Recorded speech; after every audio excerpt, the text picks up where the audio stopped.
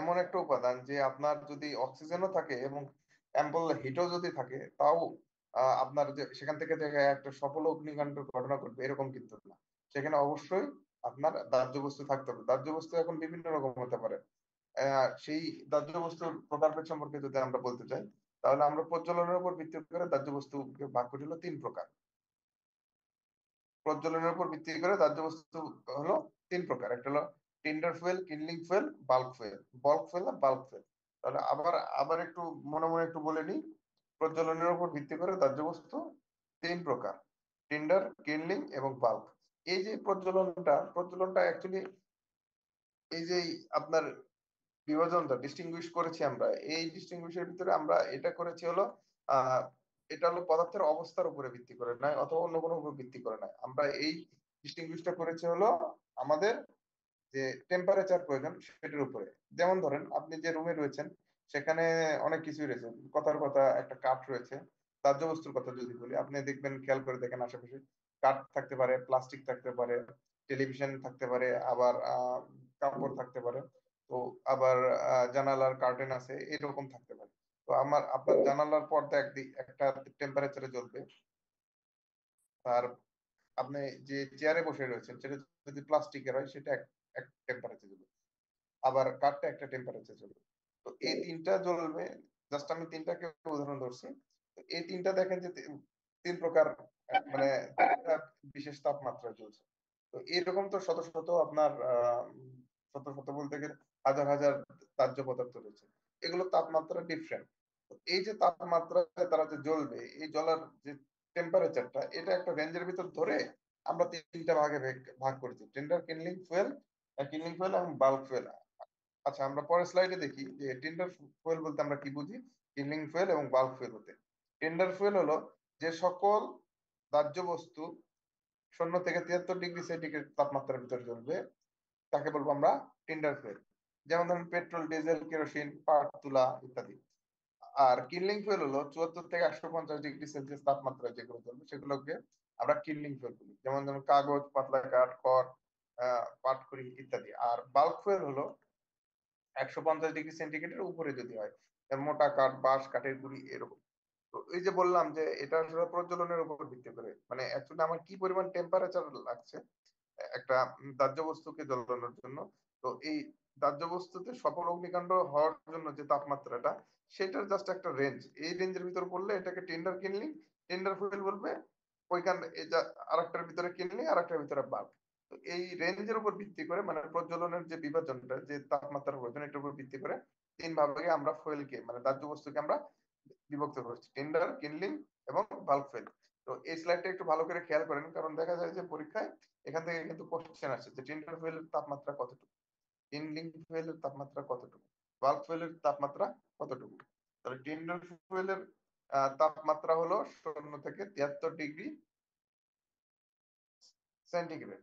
আর কিনলিং এর হলো 74 থেকে 150 ডিগ্রি সেন্টিগ্রেড, এবং বাল্ব ফুয়েল 150 ডিগ্রির উপরে। স্যার এখন আমরা সেন্টিগ্রেড না সেলসিয়াস? সেন্টিগ্রেড আর সেলসিয়াসের ভিতর কি কোনো পার্থক্য আছে? স্যার আমার জানা নাই, এই জন্য জিজ্ঞেস না করলাম। স্যার। আচ্ছা, এই যে স্কেল গুলো আছে, যেহেতু কোশ্চেন করলেন, আমি একটু ক্লিয়ার করে দিই। আমরা যে আহ, ফারেনহাইটের মধ্যে মানে আছে। যে সকল আমরা পরিমাপ করি, এগুলো হলো হয় এমকেএস পদ্ধতি অথবা সিজিএস পদ্ধতি। এমকেএস পদ্ধতি হলো metre, kilogram, centimetre, sorry, metre, kilogram এবং সেকেন্ড, এমকেএস। তো এমকেএস হলো মিটার, কিলোগ্রাম, সেকেন্ড। দেখবেন অনেক বস্তু আছে যেটা মিটারে হিসাব করা হয়, আবার অনেক বস্তু আছে যেগুলো আপনার কেজিতে হিসাব করা হয়, আবার সবকিছু সেকেন্ডে ধরা। এটা হলো এমকেএস পদ্ধতি, এটা হলো আমেরিকান স্ট্যান্ডার্ড। আর ব্রিটিশ স্ট্যান্ডার্ড হলো এফপিএস। পাউন্ড। এফপিএস হলো ফুট, পাউন্ড, সেকেন্ড। যেমন ধরেন আপনার কিছু কিছু বিষয়, কিছু কিছু বস্তু পরিমাপের ক্ষেত্রে আমরা ফুট ব্যবহার করি, যেটা 30 ফুট অথবা 30 গজ এরকম হতে পারে। মানে আমরা মিটার না করে 30 ফুট করি। ঠিক আবার এইরকম আছে যে আমরা পাউন্ড বলি, যে এত পাউন্ড। যেমন ধরেন আপনি যদি কেক কিনতে চান, কেক কিন্তু বলে না যে আমরা 2 কেজি, 3 কেজি, 5 কেজি কেক কিনি। তখন কি বলে 1 পাউন্ড, 3 পাউন্ড, 5 পাউন্ড। মানে এটা হলো ব্রিটিশ স্ট্যান্ডার্ডে। তো এইরকম হলো স্ট্যান্ডার্ড থাকে যে ব্রিটিশ স্ট্যান্ডার্ড না আমেরিকান স্ট্যান্ডার্ড। ঠিক আমরা যখন তাপমাত্রায় আসি, তাপমাত্রায় বিভিন্ন স্কেল রয়েছে, Celsius scale, Fahrenheit scale, Kelvin scale, Rankine scale. এগুলো হলো স্কেল। এগুলো হলো মানে কেলভিন স্কেল, বিজ্ঞানী কেলভিন যেটা আবিষ্কার করেছেন সেটা কেলভিন। তো ফারেনহাইটের ক্ষেত্রে ঠিক ওই রকম, সেলসিয়াসের ক্ষেত্রেও ওই রকম, রেনিন স্কেল। তো এই যে স্কেল যেটা বলে, সেলসিয়াস আর সেন্টিগ্রেড হলে একই, অনেক ক্ষেত্রে কেলভিন থাকে। তো এটা হলো বিভিন্ন ইয়ের উপরে আপনার, যখন আপনি স্ট্যান্ডার্ড ধরি, আমরা বেঞ্চমার্ক হিসেবে ধরি, বেঞ্চমার্ক হিসেবে আমরা কখনো ফারেনহাইট ধরতে পারি, কখনো সেলসিয়াস ধরতে পারি। এই বেঞ্চমার্কের উপর করে ভিত্তি করে এগুলো ওই টেম্পারেচারটাকে বিভক্ত করা হয়। যেমন ধরেন ওই যে বললাম যে ওজনের ক্ষেত্রে আমরা কখনো কেজি বলছি, কখনো পাউন্ড বলছি। আবার দূরত্বের ক্ষেত্রে আমরা যখন মাপবো তখন কখনো মিটার বলছি, কখনো আহ, আপনার ফুট বলছি। ঠিক একইভাবে যখন আমরা তাপমাত্রাটা মাপবো তখনো কখনো তখন কখনো আমরা সেলসিয়াস, কখনো ফারেনহাইট, কখনো রেনিন স্কেল অথবা কখনো কেলভিন স্কেলে মেপে থাকি। তো এইরকমই হলো আপনার এই সেলসিয়াস আর সেন্টিগ্রেডটা সেম জিনিস, এটা কোনো পার্থক্য নাই, দুটা একই স্ট্যান্ডার্ডে। যিনি কোশ্চেন করছিলেন উনি, আপনি কি বুঝতে পেরেছেন? মনসুরুল গানি সম্ভব। না sir, thank you sir, Shamsul Haq বুঝলাম স্যার। আচ্ছা ঠিক আছে। আমরা তাহলে উদাহরণগুলো একটু মনে রাখার চেষ্টা করবো। যে 0 থেকে 73 ডিগ্রিতে হলো টেন্ডার। আমি আবার উচ্চারণ করছি কারণ এটা হয়তো পরীক্ষায় আসতে পারে, খুবই গুরুত্বপূর্ণ একটা এমসিকিউ। পেট্রোল, ডিজেল, কেরোসিন, পাট তুলা, দেখা যায় যে এটা অর্থাৎ ওই 73 ডিগ্রি সেন্টিগ্রেডের ভিতরে যে রেঞ্জটা আছে, এই রেঞ্জের ভিতরে যদি এই তাপমাত্রার ভিতরে এটা জ্বলবে। আবার যখন 74-এর উপরে যাবে, 74 থেকে 150, তখন দেখা যাবে। আচ্ছা একটু আমাকে একটা মিনিট সময় দেবেন please.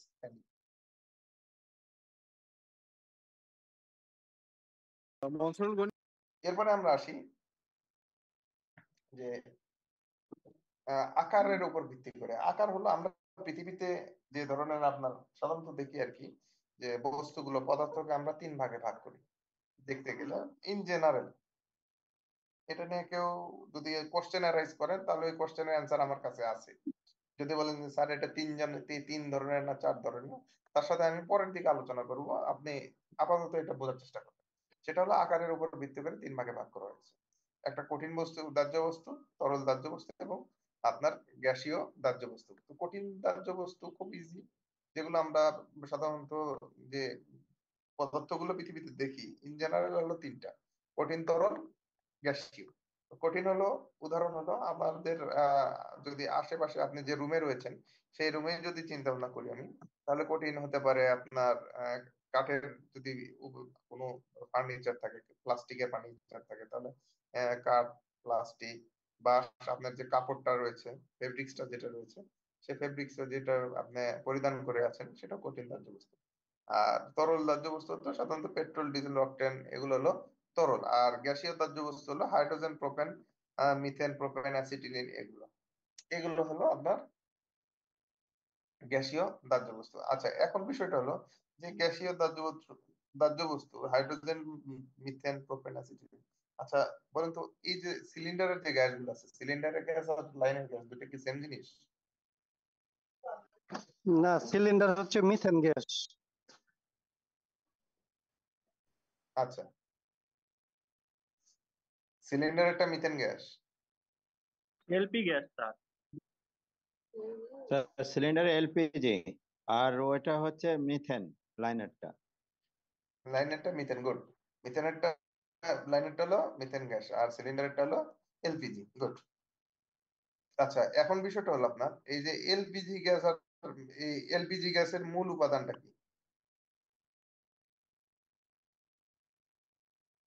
R LP gas liquid হচ্ছে এটা petroleum, liquid sir petroleum liquefied gas, petroleum gas.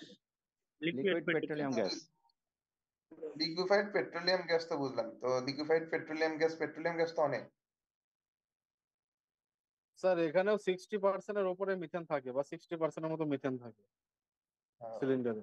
ওইটাতে প্রোপেন আর বিউটেন থাকে। এলপিজি তে প্রোপেন আর বিউটেন থাকে, মেইন উপাদান হলো প্রোপেন আর বিউটেন। আর সিলিন্ডারে আপনার লাইনের গ্যাস যেগুলো, সেগুলোতে মূল উপাদান হলো মিথেন গ্যাস। মিথেন আর হলো এলপিজির ভিতর পার্থক্যটা কি? মিথেন গ্যাসটা হলো যে গ্যাস ক্ষেত্র আছে, মানে যেটা গ্যাস ক্ষেত্র সেখান থেকে মিথেন গ্যাস আসে। আর এলপিজি গ্যাসটা হলো এটার বাই প্রোডাক্ট। আপনি যখন পেট্রোল, অকটেন, ডিজেল নিয়ে আসেন, মানে যে খনিতে উৎপন্ন হয় সেই খনি থেকে আপনার বাই প্রোডাক্ট হিসেবে LPG gas or that means propane এবং বিউটেন গ্যাসটা আমরা পেয়ে থাকি। বুঝতে পেরেছেন কি আপনারা?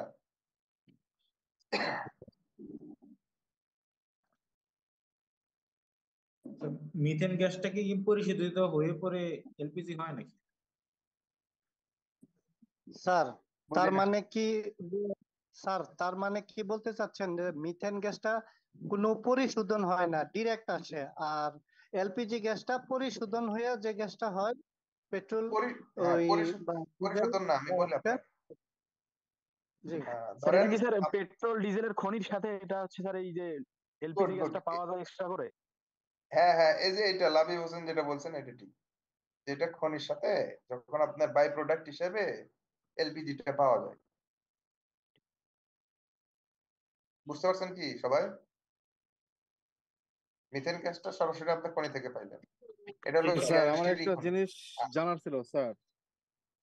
জি স্যার বলেন। আমরা যে টিন্ডার কিডলিং এবং বাল্ক পড়লাম, এখানে তো স্যার ডিগ্রি সেলসিয়াস দেওয়া আছে, কিন্তু স্যার আমরা মনে হয় এর আগে ক্লাস করেছি সেখানে ফারেনহাইট দেওয়া ছিল। এখন ফারেনহাইট এবং সেলসিয়াস তো অনেক পার্থক্য স্যার, এটা আসলে অ্যাপ্রোপ্রিয়েট কি হবে স্যার, এটা আমার জানার দরকার ছিল একটু। আপনার বইতে কোনটা? আমি গুগল করেও দেখছি স্যার, এখানে ফারেনহাইট দেওয়া আছে, আমি উইকিপিডিয়াতে দেখলাম সেখানে ফারেনহাইট দেওয়া আছে।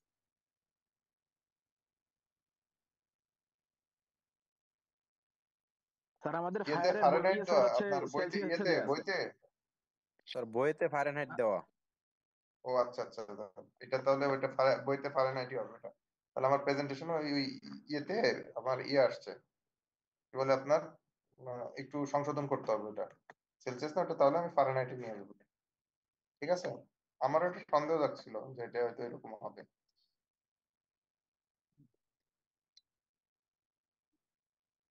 তাহলে ফারেনহাইটই ওটা, ওটা হলো 0 থেকে 73 ডিগ্রি।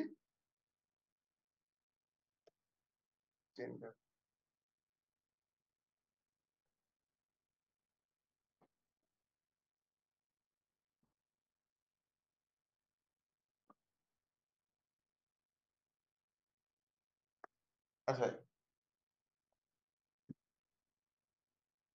এখন আমরা আসি ফুয়েল লোড বলতে আমরা কি বুঝি।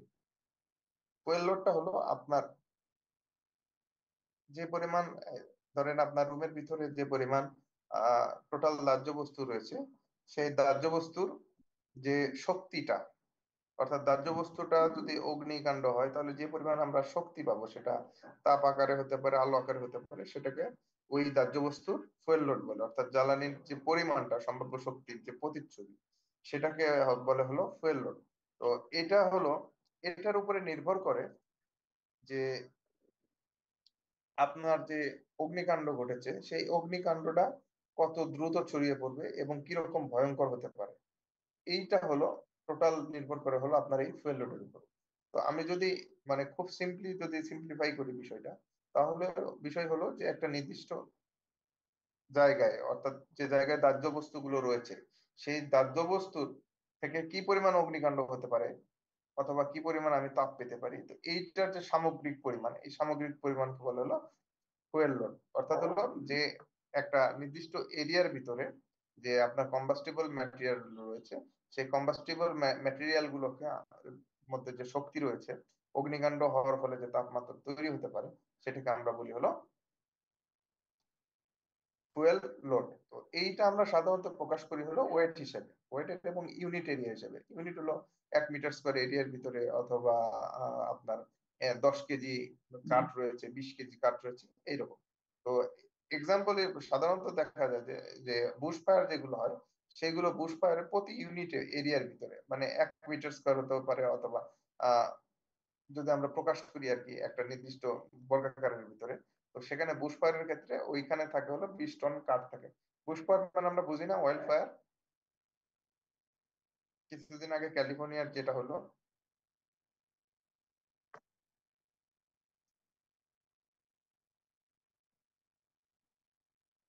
বুঝতে পারছি কি আমরা? মানে এই যে আপনার বন জঙ্গলে যে ইয়া হয়, আগুনটা যেটা হয়, সেটাকে ওয়াইল্ড ফায়ার বলে।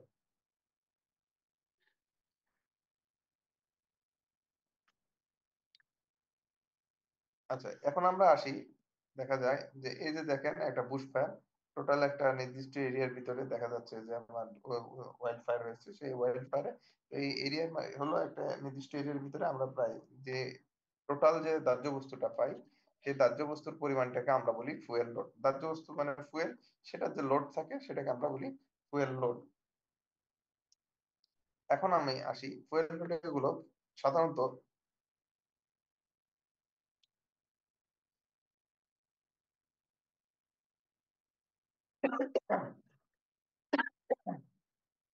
এটা কি হয় যে ম্যাটেরিয়াল কনজিউম ডিউরিং ফায়ার। একটা অগ্নিকাণ্ড হলে সে তো খাবার খোঁজে, আগুন খাবার খোঁজে। তো খাবার কি? আগুনের খাবার হলো দাহ্য বস্তু। সেই দাহ্য বস্তুটা যেটা রয়েছে, সেই দাহ্য বস্তুর পরিমাণটা নির্ভর করে, মানে পরিমাণটাকে প্রকাশ করে। এছাড়া হলো কি, এগুলো যদি কাছাকাছি থাকে, দাহ্য বস্তুগুলো যদি কাছাকাছি থাকে, তাহলে দেখা যায় যে এই ফুয়েল লোডের পরিমাণ বেড়ে যাচ্ছে।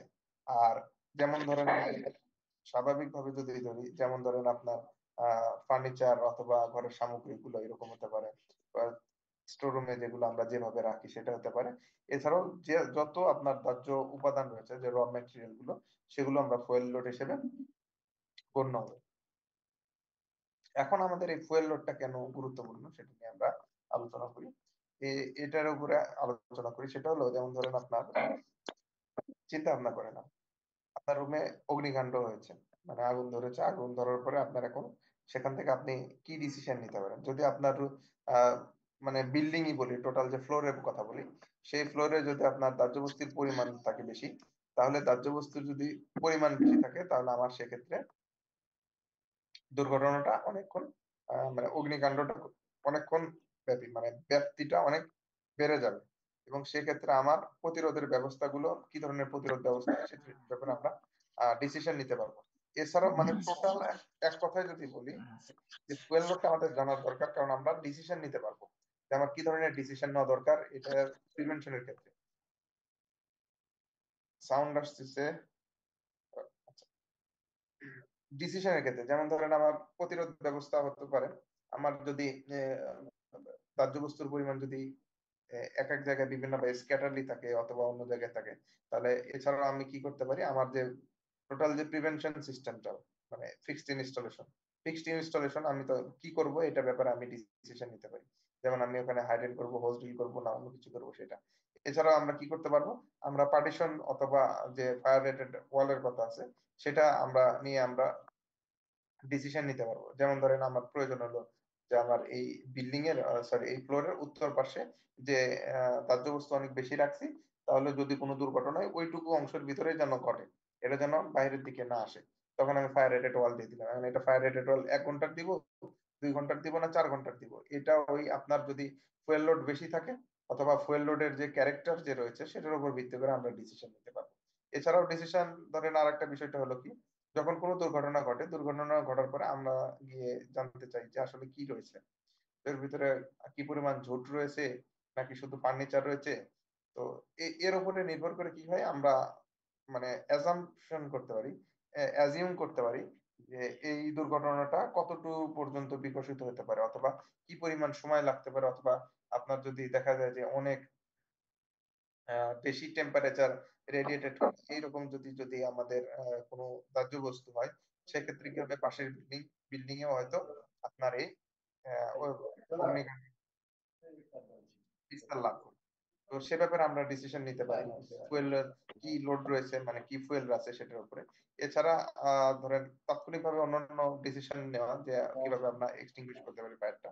আর মূল যে বিষয়টা হলো সেটা হলো যে আমরা ক্ষয়ক্ষতি পরিমাণ যেটা রয়েছে, ক্ষয়ক্ষতিটা কমাইতে পারবো। সে কমাইলেও সেটা যদি আমরা ফুয়েল লোডের পরিমাণটা জানি অথবা ওইভাবে ডিসিশন নিতে পারি, তাহলে আমরা অগ্নিকাণ্ডের পূর্বেও, মানে দুর্ঘটনা ঘটার পূর্বে আমরা বিভিন্ন ধরনের একটা প্রিভেন্টিভ মেজার নিতে পারি। প্রিভেন্টিভ মেজারের ফলে কি হবে, আমরা তখন দুর্ঘটনা মানে একটা বড় রকমের দুর্ঘটনা যাতে না ঘটে সেটা ব্যাপারে আমরা ডিসিশন নিতে পারবো। ইনফ্যাক্ট যদি দুর্ঘটনা ঘটেও যায়, তাহলে আমরা কিভাবে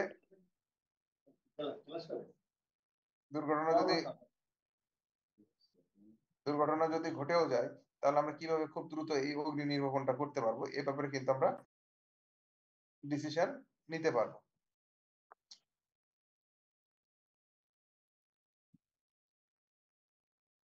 আচ্ছা, এতক্ষণ আমি যে বিষয়গুলো নিয়ে আলোচনা করেছি এইগুলোর ভিতরে কারো কোনো কোশ্চেন আছে কিনা? স্যার এই যে ফায়ার মানে এই যে ফুয়েল লোড, এই ফুয়েল লোড বলতে দাহ্য বস্তুর ওজন হিসাবে কি এই ফুয়েল লোডটাই হবে? হ্যাঁ, দাহ্য বস্তুর ওজন হিসাবে জি কি সেটাই পরিমাণ আমি। ওজন রয়েছে, কি পরিমাণ ওজন রয়েছে, কি তো পরিমাণ অথবা ওজন। আয়তন বাড়লেও তো ওজন বেড়ে যাবে। না, আয়তন বাড়লেও তো ওজন বেড়ে যাবে, সেটা যখন আয়তনের ভিতর আসবে তখন জি সেটাকে আমরা কিন্তু অন্যভাবে নিয়ে আসবো আর কি। কি বলে আপনার আহ মূল বিষয় হলো যে আপনার ওভারঅল কি কত পরিমাণ মানে ওজনের ভিত্তিতে কি পরিমাণ দাহ্য বস্তু রয়েছে এটাই নির্ভর করবে। বুঝছি, আর মানে কেজিতে যখন কত কেজি বা কেজিও হতে পাউন্ড, পারে, টনও হতে পারে, পাউন্ড আপনার হতে ইচ্ছা। পারে। জি হ্যাঁ, জি টনও তো কেজি, 27.5 মানে 1 টন। জি। মন মানে হলো কি 37.5 কেজিতে 1 মন। ওই অথবা অ্যাকচুয়ালি 1000 কেজি। হ্যাঁ ওই হ্যাঁ কেজিতেই চলে আসবে। তো এইটা হলো আপনার ফুয়েল লোড। আচ্ছা এখন জি এটা স্যার। রয়েছে হলো টোটাল টোটাল রয়েছে, ধরেন আপনার যে বিল্ডিং এ সেখানে আপনি বললেন যে আমার এখানে 5 টন ঝুট রয়েছে, অথবা আপনি বললেন যে আমার এখানে কি বলে কাগজ রয়েছে 2 টন 3 টন, এটা হলো টোটাল, এটা হলো ফুয়েল লোড। এখন ফুয়েল লোডের উপর ভিত্তি করে এখন দেখেন কিভাবে এটা আপনার প্রিভেন্টিভ মেজারের ক্ষেত্রে এবং দেখা যায় যে সরাসরি অগ্নি নির্বাপনের ক্ষেত্রে কাজে লাগে। এখন সেই বিষয়টা দেখেন, এই যে দেখেন যে দাহ্য বস্তুগুলো যখন আপনার দাহ্য বস্তুতে আগুন লাগবে তখন সেখান থেকে তাপ উৎপন্ন হবে। এই তাপ উৎপন্নটা যেটা হয় সেটাকে আমরা বলি ক্যালোরিফিক ভ্যালু।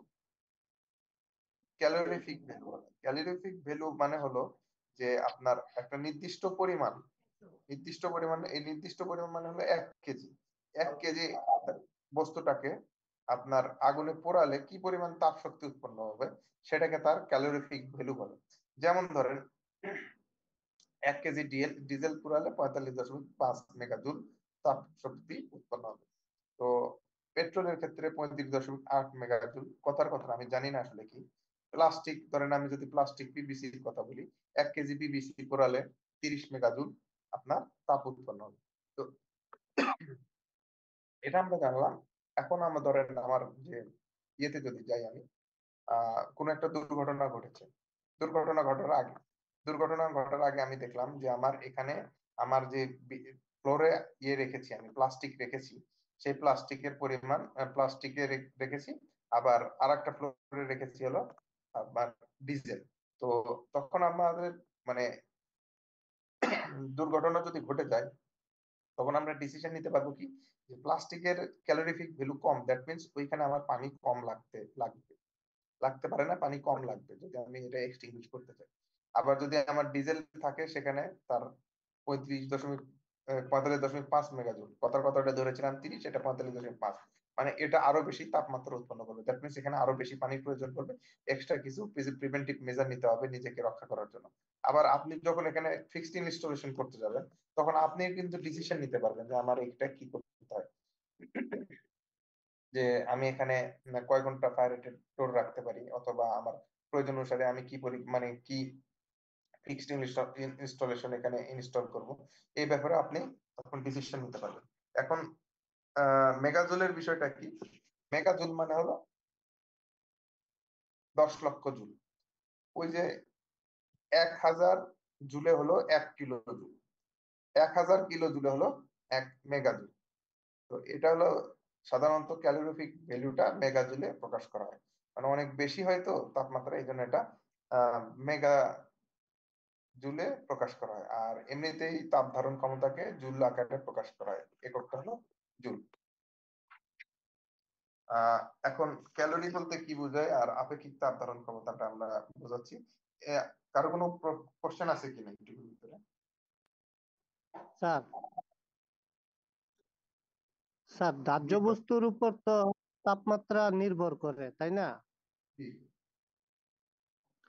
দাহ্য দাহ্য বস্তু বস্তুর তাপমাত্রাটা যখন কোনো বস্তু জ্বলতে থাকে, তার যে তাপমাত্রাটা হয় সে তো এক এক দাহ্য বস্তুর তাপমাত্রা তো এক এক রকম হয়। জি, এক এক দাহ্য সেই বস্তু এক এক ক্ষেত্রে রকম। হ্যাঁ সেই ক্ষেত্রে মেজারমেন্ট তো স্যার এক এক দাহ্য বস্তুর ক্ষেত্রে এক এক রকম হবে, তাই তো? জি জি, এক এক দাহ্য বস্তু ক্ষেত্রে এক এক রকম আপনার তাপমাত্রা নির্ভর করবে। যেমন আগের উদাহরণ দেখেন, ডিজেলের 45.5, পেট্রোলের 45.8। আবার ধরেন আরো কিছু রয়েছে, কথার কথা আমি বলছি, উদাহরণ দিয়েছি, আমি জানি না আসলে প্লাস্টিক যদি থাকে, পিভিসি প্লাস্টিক, কথা আমি জানি না, অনলাইনে সার্চ দিলে বোঝা যাবে। ধরে নিলাম তার 30, তাহলে আমি বুঝতে পারছি যে ওইখানে যদি প্লাস্টিক একটা একটা বিল্ডিং এ যদি প্লাস্টিক জ্বলে আর একটা বিল্ডিং এ যদি ডিজেল জ্বলে, তাহলে আমি তাপ বেশি উৎপন্ন হবে হলো যেখানে ডিজেল রয়েছে সেখানে। এখন স্যার ধরেন রাবারের ক্ষেত্রে, যদি রাবারের ক্ষেত্রে হয় প্রাথমিক অবস্থায় রাবারটা থাকে কঠিন বস্তু হিসাবে, আর এটা যখন জ্বলতে শুরু করে গলতে শুরু করে তখন সেটা হুম, হয়ে যায় লিকুইড। সেই হ্যাঁ, ক্ষেত্রে কিভাবে কি মেজারমেন্ট না করবে? এটা আপনার ইয়ের উপরে না তো, পদার্থের অবস্থার উপরে এটার কোনো ইয়ে নির্ভর করবে না। ক্যালোরিফিক ভ্যালু পদার্থের অবস্থার উপরে নির্ভর করবে না, এটা হলো পদার্থের উপরে নির্ভর করবে। সেটা যদি আপনার কি বলে ওইটা যদি লিকুইড ফর্মেও থাকে অথবা সলিড ফর্মেও থাকে, ওই একই ক্যালোরিফিক ভ্যালু একই। মানে আপনার স্যার ওইখানে যদি আমরা স্যার টোটাল হলো আপনার ডিস্টিংগুইশ করা যাবে যে এটা রাবারটা যখন সলিড অবস্থায় থাকবে তখন তার ক্যালোরিফিক ভ্যালু এটা। আবার এখন আপনি কিছু ইন্ডাস্ট্রিতে ধরেন আপনি ব্যবহার করলেন, ওখানে আপনি সলিড অবস্থায় ব্যবহার করেন না, আপনি ওখানে লিকুইড অবস্থায় ব্যবহার করেন, তখন রাবার লিকুইড অবস্থায় ক্যালোরিফিক ভ্যালু এটা। বুঝতে পারছেন কি আপনি? রাবার যখন সলিড অবস্থায় থাকে আর যখন লিকুইড অবস্থায় থাকে তখন কি তার তাপের কোনো বৈষম্য ঘটে কিনা? তাপের তো বৈষম্য ঘটবেই। তা তো অবশ্যই। আপনার তাহলে স্যার সেক্ষেত্রে আমি আপনি মেজারমেন্টটা সেক্ষেত্রে কিভাবে করব? আপনার আপনার যেটা আপনি যেটা ব্যবহার করছেন, আপনি যে পদার্থটা ব্যবহার করছেন, সলিড স্টেটে ব্যবহার করছেন না লিকুইড স্টেটে ব্যবহার করছেন? তো সলিড স্টেটে ব্যবহার করলে সলিড স্টেটের ক্যালোরিফিক ভ্যালু আলাদা করেই দেওয়া আছে, ওই এমএসডিএস এ লেখা থাকবে যে এই সলিড স্টেটের ক্যালোরিফিক ভ্যালু এত। আবার যদি লিকুইড ব্যবহার করেন আপনার ইন্ডাস্ট্রিতে, তাহলে লিকুইডেরও দেওয়া থাকবে যে এটার ক্যালোরিফিক ভ্যালু। এটা কখনো এটা আপনি এইভাবে কখনোই ডিপেন্ডেন্ট না যে এইটা এরকম একটা ফিক্সড, এটা আপনার পদার্থ অনুযায়ী চেঞ্জ হবে। না, রাবারটা তো আমি সলিড হিসাবে ইউজ করি, বাট এখানে যখন আগুন লাগবে তখন তো সেটা গলে গিয়ে লিকুইড হবে, সেই ক্ষেত্রে বলছিলাম আর কি। আমি বলি, কথাটা আপনারে বলি, তাপমাত্রা যখন আপনার আগুন ধরবে সেটা সলিডটা লিকুইডে চলে যাবে, এটা তো জেনুইন কথা। এখন সলিডটা লিকুইডে যাওয়ার সময় যে পরিমাণ তাপমাত্রা এক্সট্রা লাগলো সেটা ওটার সাথে যোগ করে দিয়ে আপনার বলে দিবে যে এটা সলিড অবস্থায় এত ক্যালোরিফিক আর এটা লিকুইড অবস্থায় এত ক্যালোরিফিক। আপনি কি বুঝতে পারছেন বিষয়টা? জি স্যার।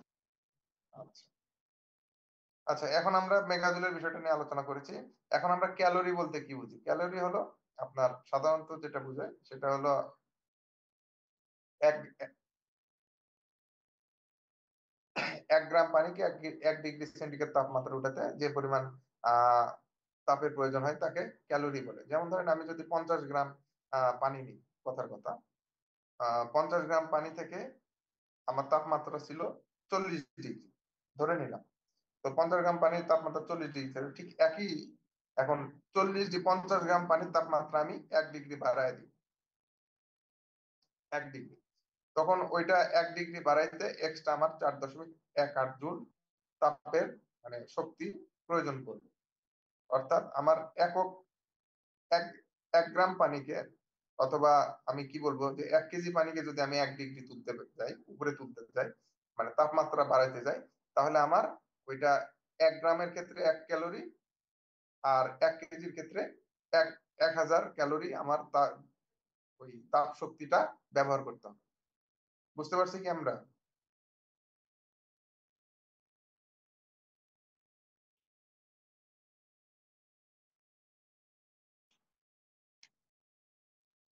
বুঝতে পারছেন কি?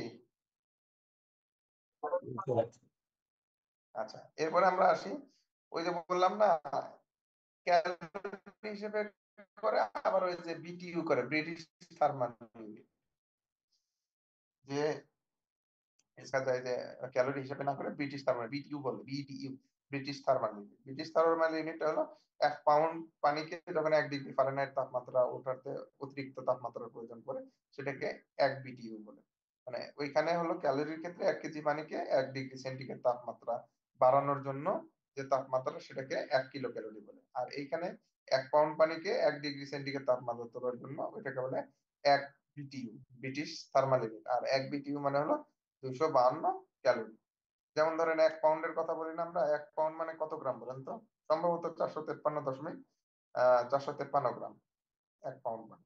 ঠিক ওই রকমই আর কি, ওইটাই জাস্ট ক্যালকুলেশন করে 252 কে ক্যালোরি বের করেছে। আচ্ছা, কারো কোনো প্রশ্ন রয়েছে কিনা এটুকুর ভিতরে?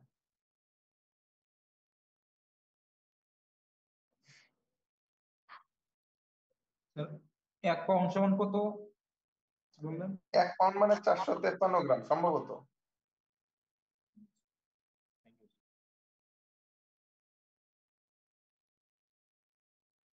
চারশো তেপ্পান্ন গ্রাম সম্ভবত হবে, আমি শিওর না।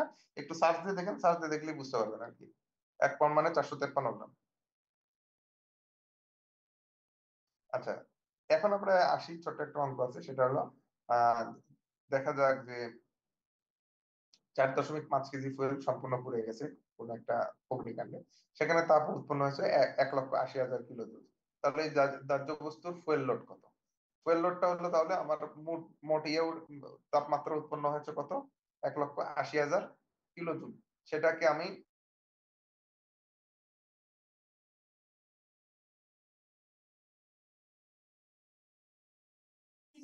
এ স্যার কই গেল? স্যার বের হয়ে গেছে মনে হয়।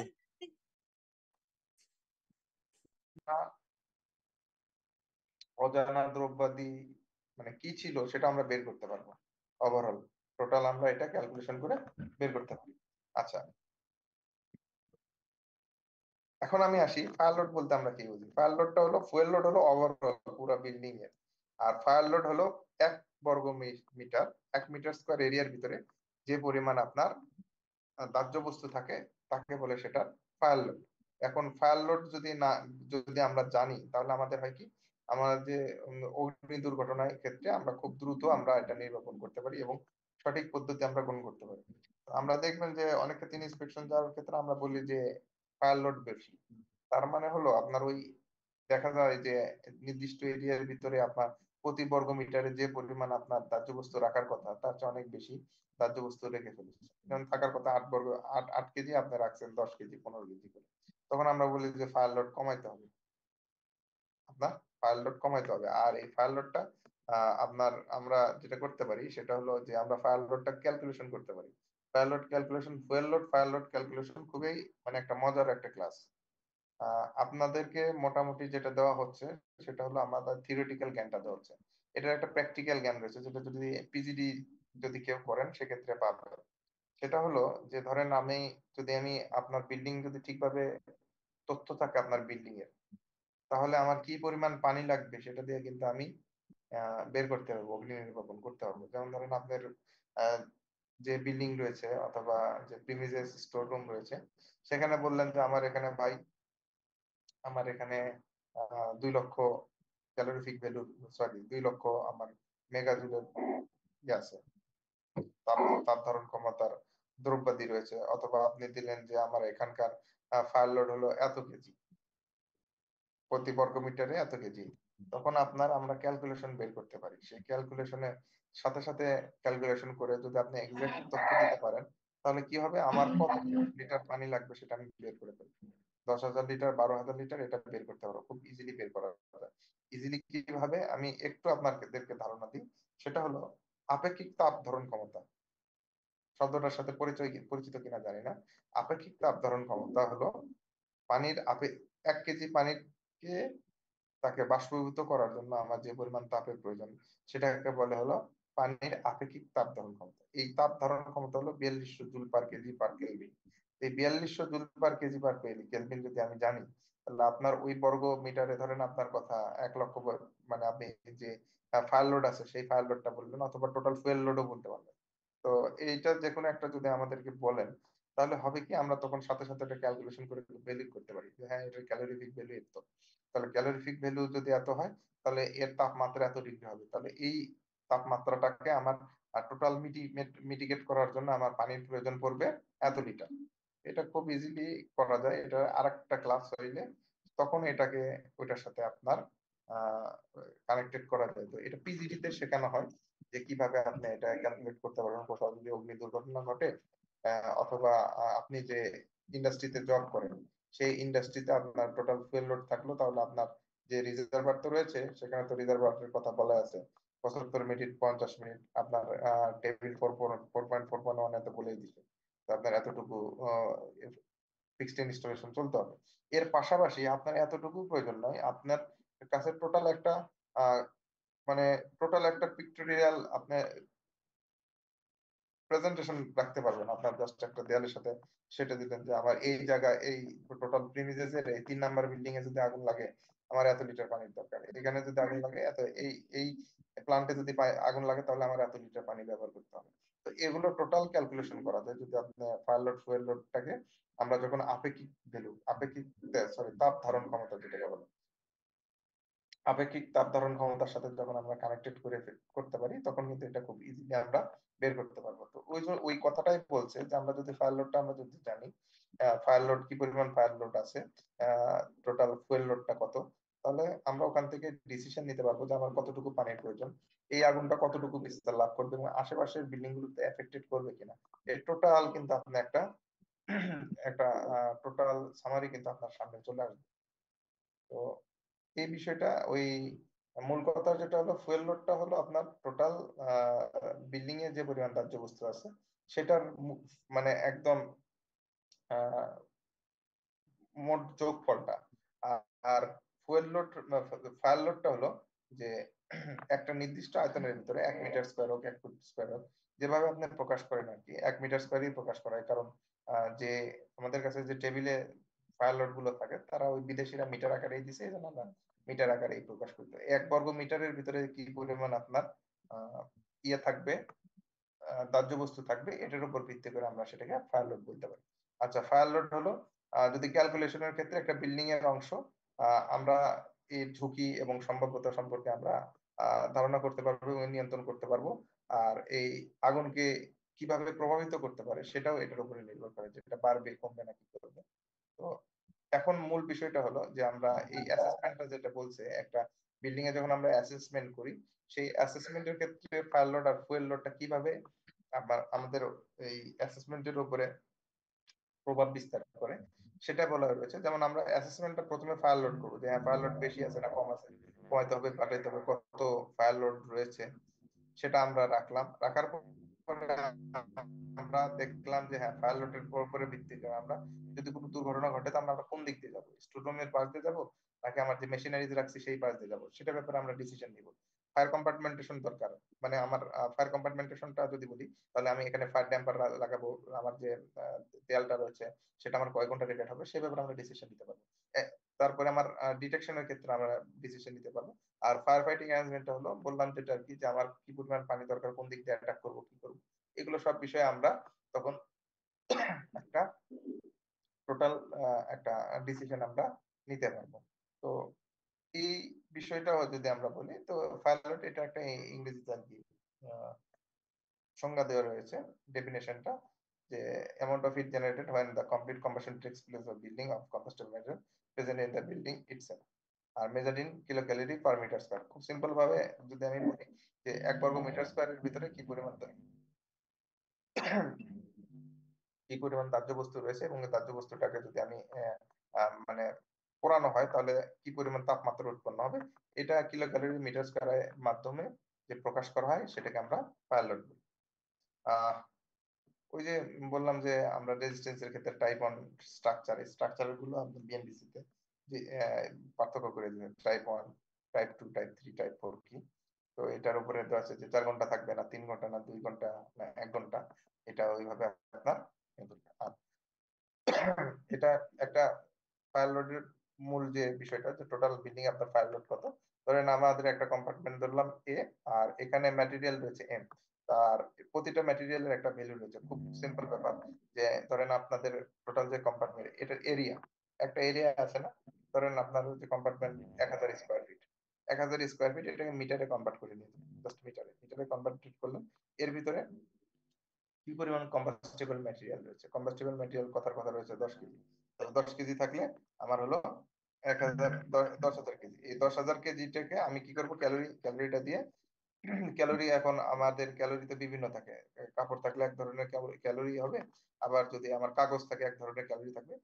যেটাই হোক, এটার একটা ক্যালোরি নির্দিষ্ট একটা মান রয়েছে, কনস্ট্যান্ট একটা ভ্যালু রয়েছে। সেই ভ্যালুটা ওটার সাথে গুণ দিলে আমি টোটাল বিল্ডিং এ ফায়ার লোডটা আমরা পেয়ে যাবো। তো আর ফায়ার লোডটা যেটা আমরা ক্যালকুলেশনটা ওই যেটাই আর কি, যে আমরা যেটা বলি যে আপনার ফায়ার লোড কমান, আপনার বিল্ডিং এর লোড বেশি,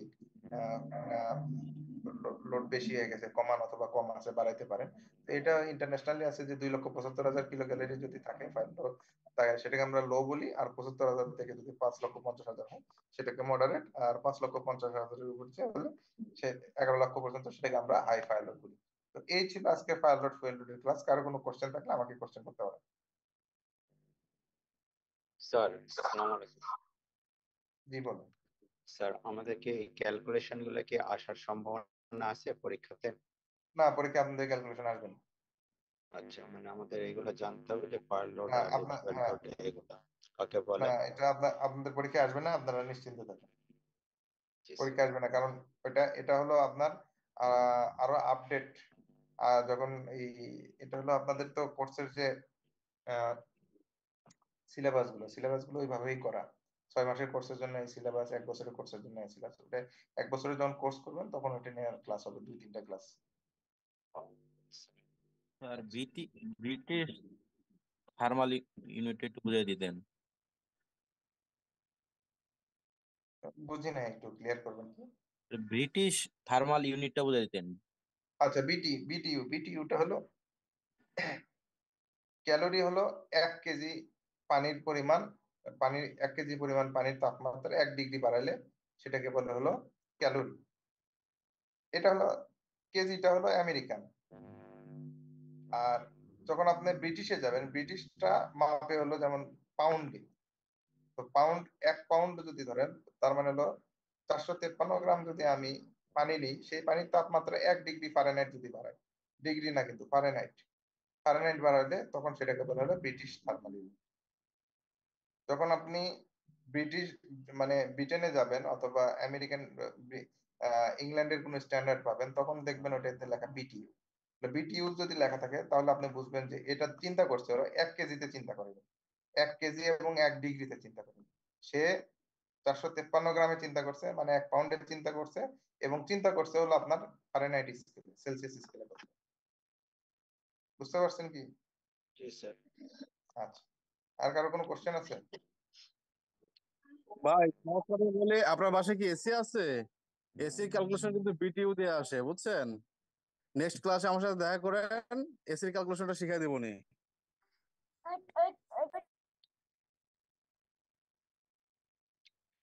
আর কারো কোনো কোশ্চেন আছে? না স্যার, কোনো কোশ্চেন নেই। আচ্ছা, কোশ্চেন নাই তাহলে আমি তো না কি বলে, হোস্ট হোস্ট কিভাবে কি চলে গেছে বলতে পারতেছি না একবারে। আচ্ছা, যিনি হোস্ট আছেন, তাহলে আজকে কি ক্লাস আছে এরপরে আর? না স্যার। না স্যার, আজকে আর কোনো ক্লাস নেই sir. Thank you sir. Class আছে?